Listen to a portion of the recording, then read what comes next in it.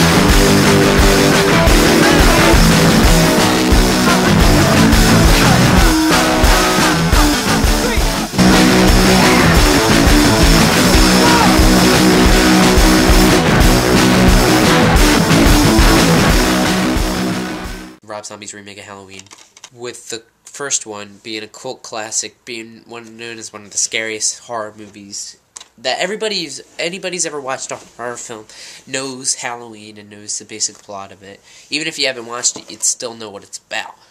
But this movie had some pretty big shoes to fill. But you know what? Rob Zombie did an awesome job on this film. I think it is a very good remake.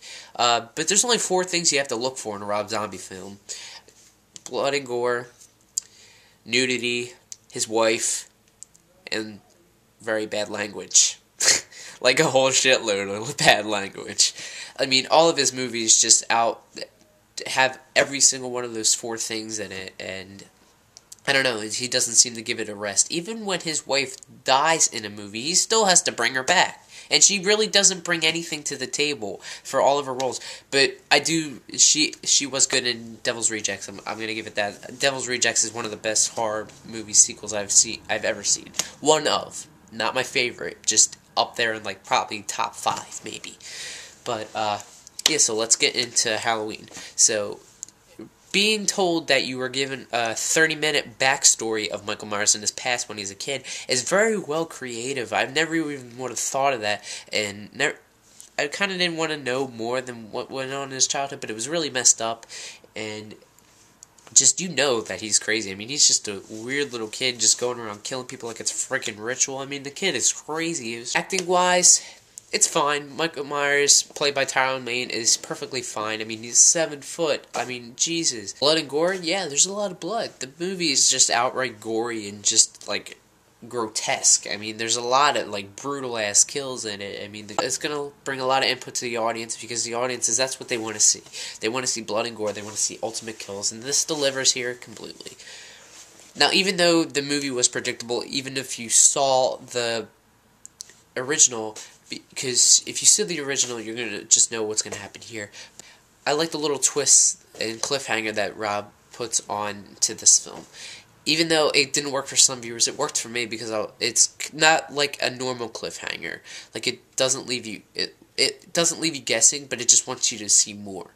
Like, I was psyched out of my mind for 7 months for Halloween 2 to come out. It was a great remake and one of Rob Zombie's best movies to date. Acting-wise, fine. Blood and gore, awesome. Story-wise, again, the audience could have some fun with that, because it's predictable from the first one. You know what's going to happen. So, that's Halloween for you. So, the final grade I give Halloween Remake is a 9 out of 10. 9 out of 10. Not perfect, due to all the things that Rob Zombie's done in the past. Like, just some acting was kind of bad. Sure, moves up. I mean, some things that Rob Zombie puts in this film are not needed, especially stuff that you've seen in the unrated director's cut version. Like, there's a lot of deleted scenes in that are shown in the director's cut edition. I don't have the director's cut edition, thank God, because I didn't want it, because I've seen all the stuff that is put on that, and it is definitely not necessary. Definitely not necessary. I mean, you do not need to see a patient getting raped by a bunch of security guards. I mean, that... Just why? Why? I mean, of course you have to put some nudity in there, but why have to do it that badly? I mean, it's just totally mean-spirited. So that is my review for Halloween Remake, Rob Zombie's Halloween Remake. I really hope you like it. I really hope you put this movie to test if you consider seeing it or not. Definitely pick it up. I definitely recommend it. I mean, it's a good watch. Good watch. Halloween 2, just Halloween 2. Oh man, I threw it.